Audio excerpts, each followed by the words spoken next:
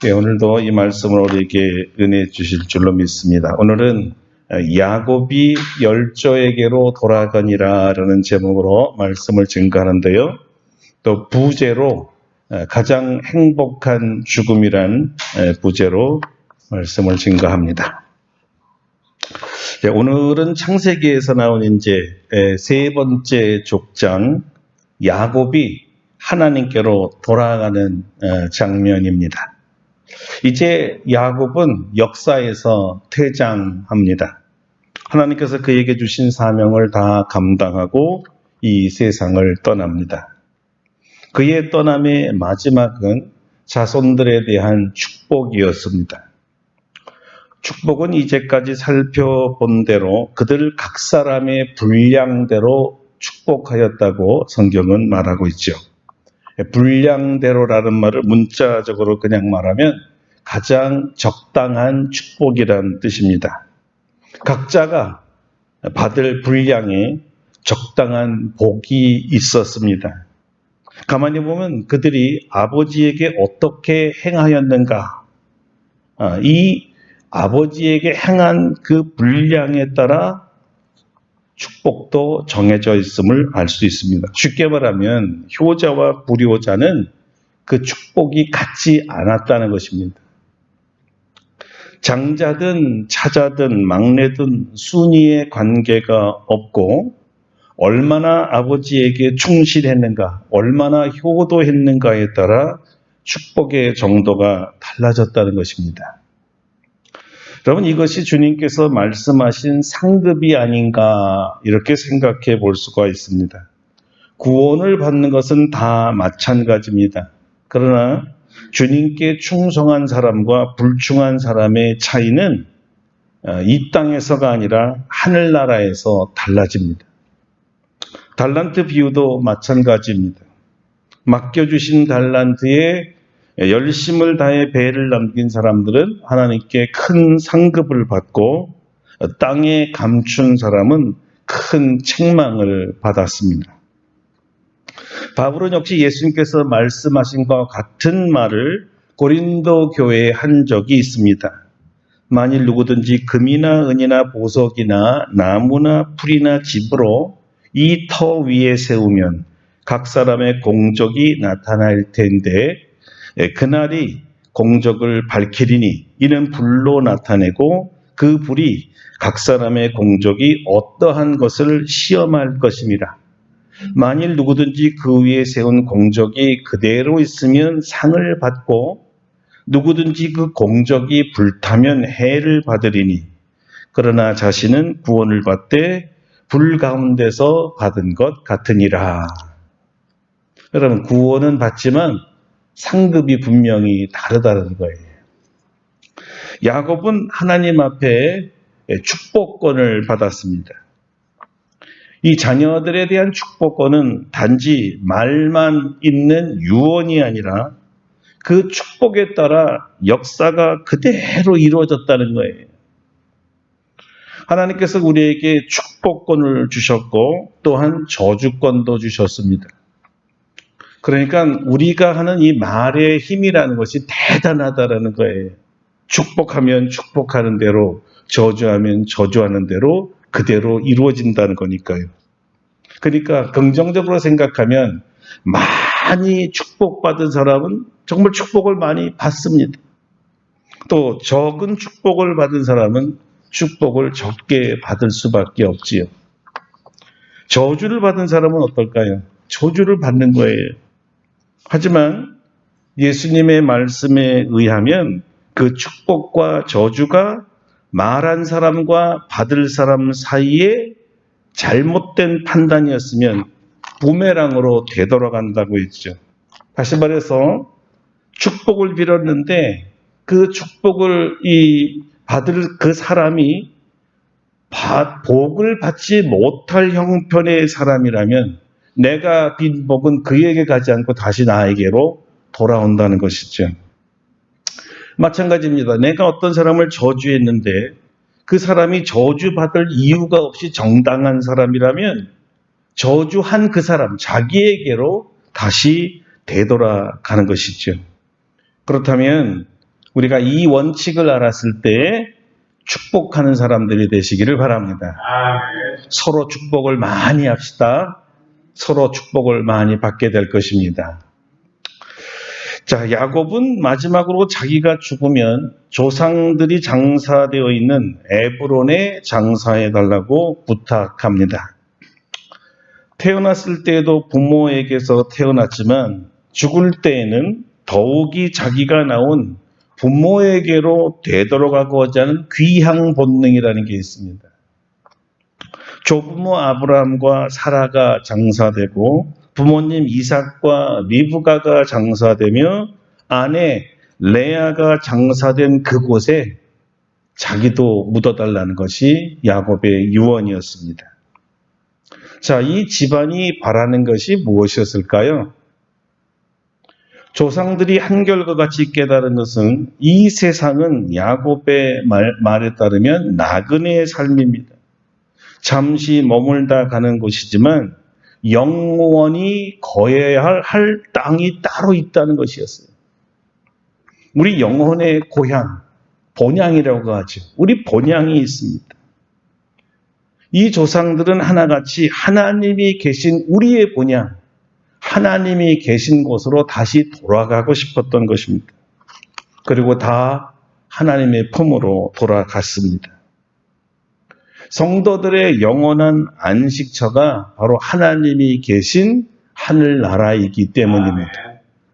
그곳에서 헤어졌던 가족들이 다 모이기를 원하는 거예요. 하나님 앞에서는 더 이상 별리가 없는 것이니까요. 더 이상 헤어짐이라는 것은 없습니다. 우리가 영원히 함께할 곳, 바로 우리 영혼의 본향, 하늘나라죠. 하나님이 계신 곳에 우리 할아버지가 계시고 우리 할머니가 계시고 우리 아버지도 계시고 우리 어머니도 계시고 우리 아내도 있고 내가 있고 우리 후손들, 자녀들이 있을 곳이지요. 이 바람이 신앙인들에게는 최고의 바람입니다. 우리 모든 가족들이 천국에 모여서 영원히 함께 사는 것 말이죠. 우리 모든 가족들이 다 천국에서 모여서 영원히 살기를 축원합니다. 우리 모두는 눈앞에 다가오는 이제 마지막 순간들을 잘 준비해야 합니다. 여러분이 만약에 이 세상을 떠날 때 무슨 말을 남기고 떠나고 싶습니까? 어떤 말을 남기고 떠날 것 같아요? 물론 이 세상을 떠나 하늘나라로 가기 전에 남은 시간에 무엇을 하면 좋을까? 이것도 참 중요하죠. 그러나 죽음을 준비하는 이 지혜가 참 필요합니다. 그래야 그날을 바라보면서 지금 현재를 더 열심히 살 수가 있습니다. 집중하고 몰입해서 남은 여생을 낭비 없는 삶을 살 수가 있는 것이죠. 어느 할머니가 돌아가실 때 이런 유서를 썼어요. 나의 몸을 로베르트 테스트의 시에 나오는 내가 죽거들랑 그 시처럼 그대로 해주세요. 이렇게 남겼습니다. 그 로베르트 테스트가 내가 죽거들랑이란 시에서 이런 글을 남겼어요. 내가 죽거들랑. 언젠가 나의 몸이 들것에 실려 삶과 죽음이 교체되는 병원 응급실에 도착할 때가 있을 것입니다. 의사가 마침내 나의 뇌 기능이 정지됐다고 단정할 때가 올 것입니다. 살아있을 때의 나의 목적과 의욕도 사라졌다고 선언할 것입니다. 그때 나의 생명을 인공적인 방법으로 연장시키려고 하지 말아 주십시오. 그때 나의 침상을 죽은 자의 것으로 만들지 말고 산 자의 것으로 만들어 주십시오. 나의 몸을 다른 사람의 생명을 구하는 풍성한 생명으로 만들어 주십시오.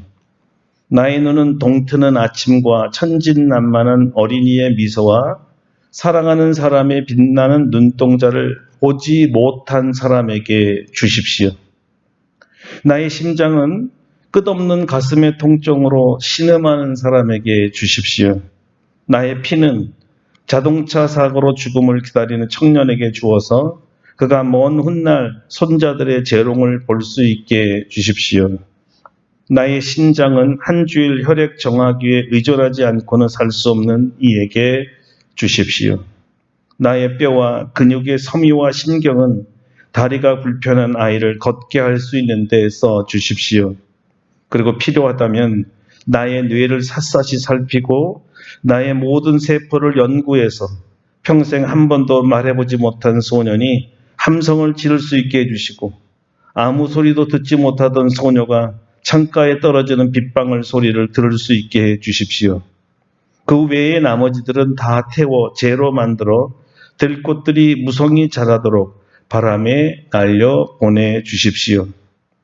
만일 당신이 꼭 매장할 것이 있어야 한다면 나의 실수와 연약함 그리고 동료들에게 가졌던 편견들을 묻어 주십시오.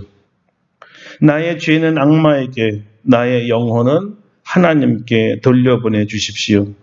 혹시 나를 기억하고 싶으시면 내가 했던 친절한 말과 행동만을 생각해 주십시오. 내가 부탁한 이 모든 것을 지켜주신다면 나는 영원히 살 것입니다. 작은 비석이나 패가 필요하다면 거기에 나의 별명 임마누엘 단 한마디를 새겨주세요. 사랑하는 내 가족들이여, 내가 시인이었다면 이 시를 똑같이 지었을 거예요. 사랑해요. 사랑합니다. 사랑해요. 천국에서도 기도할게요. 이 시는 유서는요 2003년 2월 17일 날 작성된 것인데요. 김화심이란 할머니의 유서였습니다. 자, 여러분은 숨을 거두기 전에 마지막 어떤 말을 하고 싶습니까? 어떤 말을 남기고 가고 싶으세요? 사랑합니다 일까요? 나 너희들에게 다 주고 간다 이렇게 말하고 싶습니까? 아니면 얘들아 천국에서 다시 만나자 이렇게 말하실 건가요? 다 좋은 말들이죠. 이 모든 말에 축복합니다. 사랑하는 모든 사람들에게 이 축복의 말을 꼭 남기고 가시기를 바랍니다. 될수록 많은 사람들에게 많은 축복을 남기길 바랍니다. 그들이 축복을 받을 것입니다. 우리에게 주신 축복권을 마지막까지 다 쓰고 가는 것이니까 얼마나 아름답습니까? 우리는 마지막까지 축복하는 사람으로 살다가 죽는 거예요. 자, 이렇게 야곱도 하나님과 조상에게로 돌아갔습니다. 이 세상에 오신 분들은 누구나 예외 없이 다 그 열조에게로 돌아갑니다. 우리도 같이요. 하나님 만나러 가야 되잖아요. 가기 전에 정리해야 할 것을 잘 정리해야 합니다. 역사를 뒤로 하고 천국에 올라갈 때 후회함이 없도록 하나님께서 우리에게 맡겨진 사명을 잘 감당했는지 점검하는 시간이 되기를 바랍니다. 만일 오늘 주님이 우리를 부르신다면, 아니면 다음 주에, 아니면 다음 달에, 아니면 내년에 우리를 부르신다면 우리는 무엇을 해야 될까요? 남은 시간을 정말 잘 아껴서 써야 할 것 같습니다. 왜냐하면 시간이라는 것은 다시 주워 담을 수 없는 물처럼 지나간 시간을 다시는 되돌릴 수 없기 때문에 뒤를 돌아보지 말고 앞을 바라보면서 남은 일을 잘 살펴야 되는 것이죠. 모두를 축복하면서 남은 시간을 마감할 수 있게 되기를 바랍니다. 여러분, 야곱의 이 죽음을 보면서요, 저는 한 가지 생각이 있었습니다. 참 야곱이라는 분은 행복한 죽음을 맞이했구나라는 생각이었습니다. 정말 죽음이 복됐어요. 자녀손들 다 불러놨습니다. 그리고 자기가 하고 싶은 말 다 하고 축복할 거 다 했습니다. 무슨 말일까요? 마음에 남은 말이 하나도 없이 다 풀고 갔다는 거죠. 그 얼마나 마음이 시원했을까요? 왜냐하면 죽을 때까지도 말하지 못하고 가슴에 품고 돌아가시는 분들이 의외로 많잖아요. 이런 분들은 그 얼굴이 평안하지 못한 채 눈을 감기 때문에 돌아가신 그 시신을 보면 그 얼굴에 수심이 가득 찬 채 그런 얼굴로 입관하게 됩니다. 복 있는 죽음처럼 보이지를 않아요. 후련하게 훌훌 털고 다 털어버리고 용서할 것 다 하고 또 용서받을 것 다 받고 화해의 기쁨으로 세상을 떠나는 것이 복이거든요. 자, 이런 분들은 돌아가실 때 그 얼굴이 환합니다. 아주 평안해 보여요. 주님 만나러 가는 마음이니까 얼마나 마음이 편안하고 후련하겠어요. 환하죠. 저는 수많은 제 장례 예식을 통해서 이런 것을 보게 되는데요. 사람이 죽을 때 그 순간에 아마 천국에 가신 주님을 잠깐 보는 것 같아요. 자기가 갈 곳을 보는 것 같습니다. 근데 주님을 보고 마주치는 그 순간에 주님으로부터 야, 착하고 충성된 자가 너무 잘 살았다, 잘했어, 이런 칭찬을 받거나 웃음기 있는 주님의 모습을 보고 주님이 자기를 맞이하러 오는 것을 본 사람은 얼굴이 환할 수밖에 없는, 야, 내가 이제 저 빛나는 주님 곁에 가는구나, 아주 기쁨과 소망이 넘치는 얼굴이 되죠. 진짜 복 받은 거예요. 그런데 반대로요, 하나님 앞에 죄가 가득하고 사명 감당하지 못하고 심지어 예수를 믿지 않은 상태에서 돌아가신 분은 순간에 주님을 보는 게 아니라 자기가 갈 지옥을 보거든요. 얼굴이 시꺼매지는 겁니다. 밟을 수가 없어요.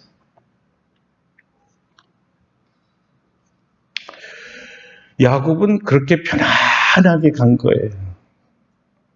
마지막 말을 다 축복하면서 갔으니까 정말 복되게 산 거예요. 죽음이 참 복됩니다. 그 사람은 복된 죽음이.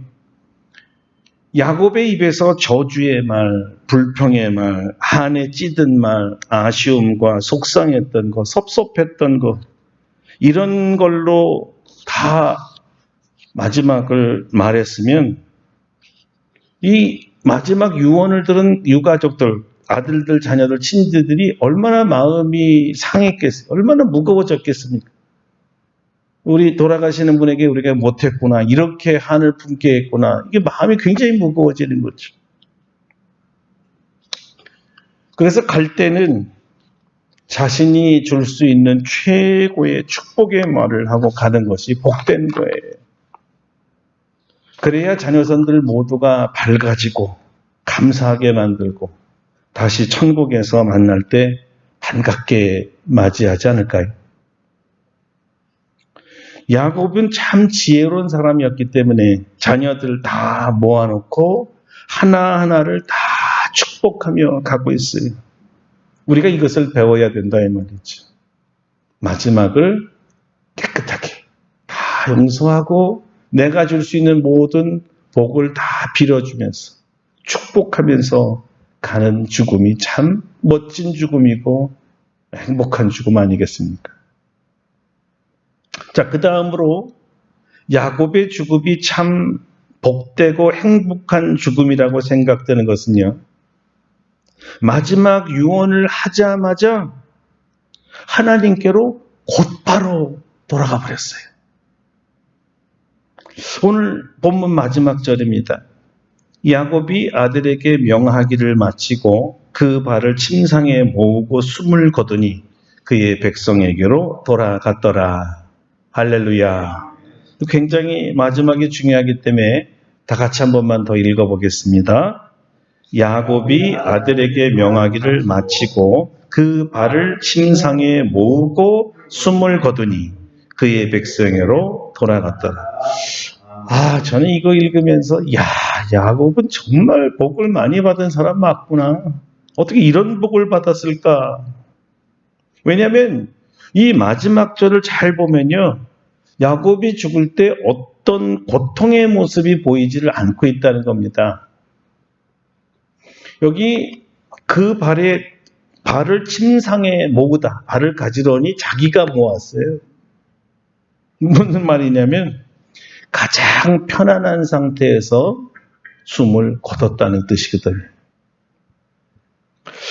요즘 현대인들의 로망 중에 하나가요. 9988234라 그래요. 다 아시죠?